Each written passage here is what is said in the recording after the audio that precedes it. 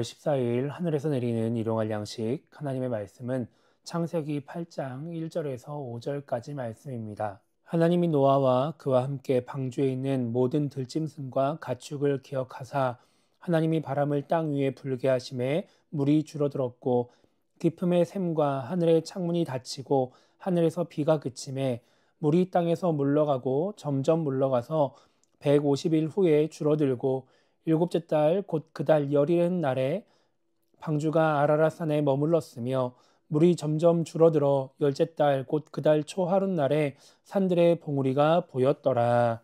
아멘. 오늘 우리가 읽은 말씀은 이 땅에 40일 동안 비가 내린 후의 일을 기록하고 있습니다. 그래서 오늘 우리가 읽은 말씀은 이 40일 동안 비가 내려서 땅에 물이 가득 찬 뒤에 물이 줄어드는 그런 모습을 기록을 하고 있죠. 2절 말씀 보면은 하늘에서 비가 그치매 라고 말씀하고 있습니다. 그리고 3절에 보면은 물이 땅에서 물러가고 점점 물러가서 라고 말씀하고 있죠. 그리고 4절에 보면은 일곱째 달 열일의 날에 방주가 아라랏산에 머물렀다 라고 말씀하고 있습니다. 그러니까 노아가 600살 되던 해, 그러니까 2월 달에 홍수가 시작이 되었고, 그리고 지금 4절에 보면은 일곱째 달 열일의 날에 방주가 아라랏산에 머물렀다라는 겁니다. 그리고 5절 말씀 보면 열째 달 초하룻 날에 산들의 봉우리가 보였다라고 말씀하고 있죠. 그러니까 점점 물이 줄어서 방주가 산에 머무르게 되고, 그리고 산의 봉우리들이 보이는 그런 일들을 기록하고 있습니다. 그리고 6절부터 나오는 말씀에는 방주에서 나올 날을 기다리는 노아의 모습을 기록을 하고 있습니다. 6절 말씀 보면 40일이 지나서 까마귀를 내놓음에 라고 말씀하고 있죠. 그러니까 땅이 물이 얼마나 말랐는지 확인하려고 까마귀를 방주 밖으로 내보내는 것입니다. 또 8절에 보면은 비둘기를 내놓아 지면에서 물이 줄었는지를 알고자 하매 라고 말씀하고 있습니다. 그리고 10절에 보면은 또 7일을 기다려 다시 비둘기를 방주에서 내놓음에 라고 말씀하고 있고, 12절에 보면은 또 7일을 기다려 비둘기를 내놓음에 라고 말씀을 하고 있습니다. 계속해서 땅이 얼마나 말랐는지를 확인하기 위해서 새를 내보내고 있는 그런 노아의 모습을 기록하고 있는 것이죠. 그리고 이어지는 13절에 보면 이렇게 말씀하고 있습니다. 601년 첫째 달 곧 그 달 초하룻 날에 땅 위에서 물이 거친지라 노아가 방주 뚜껑을 제치고 본즉 지면에서 물이 거쳤더니 라고 말씀을 하고 있습니다. 그리고 나서 14절에 보면은 둘째 날 21의 날에 땅이 말랐더라 라고 말씀을 하고 있죠. 그러니까 거의 한 1년에 가까운 시간이 지나고 나서 이제 땅의 물이 완전히 마르게 되었던 것입니다. 노아가 왜 이렇게 자꾸 새를 날려보내면서 땅을 확인하고 싶었을까요? 아마도 그 바깥 세상의 모습이 궁금했을 수도 있습니다. 또 계속해서 방주 속에서 생활했기 때문에 하루라도 빨리 나가고 싶었을 수도 있죠. 그래서 그런지 노아는 계속해서 상황을 체크하고 있습니다. 그런데 노아가 언제 방주에서 나올까요? 15절 말씀 보면은 하나님이 노아에게 말씀하여 이르시되 라고 말씀하고 있습니다. 이 말씀이 뒤에 이제 하나님이 노아에게 방주에서 나오라고 명령하셔서 노아가 방주에서 나오게 됩니다. 그렇게 자기가 계속해서 체크하고 상황을 보고 스스로 나온 것이 아니라 하나님이 나오라고 말씀하실 때 노아는 방주에서 나오게 된 것이죠. 1절 말씀 보면 이렇게 기록하고 있습니다. 하나님이 노아와 그와 함께 방주에 있는 모든 들짐승과 가축을 기억하사 하나님이 바람을 땅 위에 불게 하심에 물이 줄어들었고 라고 말씀하고 있죠. 그러니까 하나님은 이미 노아와 그 방주 안에 있는 짐승들을 기억하셔서 그들이 나올 수 있도록 바람을 불어 물을 마르게 하셨습니다. 그런데 노아는 이 방주 속에 있었기 때문에 하나님이 어떻게 하고 계시는지를 알 수가 없었죠.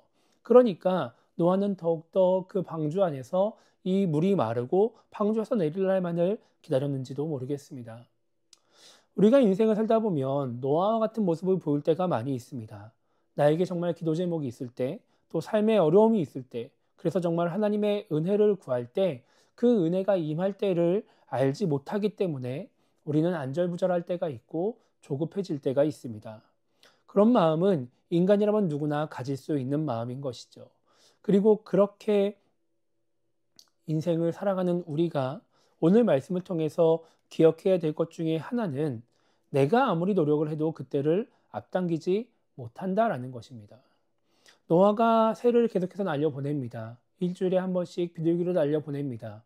그렇게 날려보낸다고 해서 물이 줄어들까요? 그렇지 않습니다. 노아가 조금이라도 물을 줄여보겠다고 그 날갯짓으로 바람을 일으키려고 한 것이 아니었기 때문에 노아의 노력으로는 물이 절대 줄어들지 않았습니다. 우리가 노력을 해도 내가 할 수 없는 일들이 있다라는 것이죠. 그런데 우리는 그 노력이라는 이름으로 자꾸 무언가를 해보려고 합니다. 뭔가 나의 상황 속에서 하나님의 은혜를 구하며 그 때를 앞당기기 위해서 무언가 애를 쓰게 되는 것이죠. 그 애를 쓰는 것이 나쁜 것은 아닙니다. 잘못된 것은 아닙니다. 문제는 아닙니다. 그런데 그렇게 노력을 해도 그 때가 찾아오지 않을 때, 내가 열심히 기도하고 애를 쓰며 상황을 바꾸려고 애를 쓸 때도 씀에도 불구하고 하나님의 은혜가 나에게 임하지 않을 때 우리는 하나님을 원망할 수도 있습니다. 그렇다면 그 노력은 하나님의 때를 앞당기기 위해서 혹은 하루속히 하나님이 나의 상황을 해결해 주시기를 바라면서 한 노력임에도 불구하고 결국 하나님과의 관계를 멀어지게 만들 수도 있는 것이죠. 그것은 나에게 유익한 노력이 되지 않는 것입니다. 그래서 우리가 열심히 애를 쓰고 노력을 해도 정말 하나님의 은혜의 때를 앞당길 수가 없다라고 하더라도 그 나의 노력에도 때가 앞당겨지지 않는다 하더라도 우리는 하나님이 나를 생각하신다는 것을 기억해야 합니다. 노아가 방주에서 나가고 싶어 하기 전에 그렇게 노력하기 전에 이미 하나님이 노아를 기억하셨던 것처럼 지금 우리가 노력하고 애를 쓰고 또 기도하고 하나님의 은혜를 구하고 있을 때 하나님의 노력이 우리의 눈에 보이지 않는다 하더라도 하나님은 우리를 기억하고 계신다라는 것이죠. 하나님은 우리를 사랑하십니다. 내 눈에 그 사랑이 보이지 않고 느껴지지 않아도 하나님은 우리를 사랑하십니다. 이것은 성경에 기록되어 있는 약속의 말씀입니다. 우리는 그 약속의 말씀을 믿고 조급해지지 말고 하나님을 의심하지 말아야 하는 것입니다. 그렇게 하나님을 바라보고 있을 때 하나님의 은혜가 그리고 그 하나님의 때가 우리에게 임하게 될 것입니다. 그래서 오늘 하루를 시작하면서 우리가 이렇게 기도했으면 좋겠습니다. 간절한 마음으로 인해 조급해지지 않게 하소서. 나를 사랑하시는 하나님을 기억하며 고난과 어려움이 있다 할지라도 잘 견디게 달라고 기도했으면 좋겠고요. 또 기도와 간구에도 또 많은 노력에도 그 때가 찾아오지 않음으로 인하여서 낙심하지 않게 달라고 기도했으면 좋겠습니다. 그렇게 나를 기억하시고 사랑하시는 하나님을 바라보며 승리하는 우리의 삶이 되게 달라고 기도하며 오늘 하루를 시작했으면 좋겠습니다.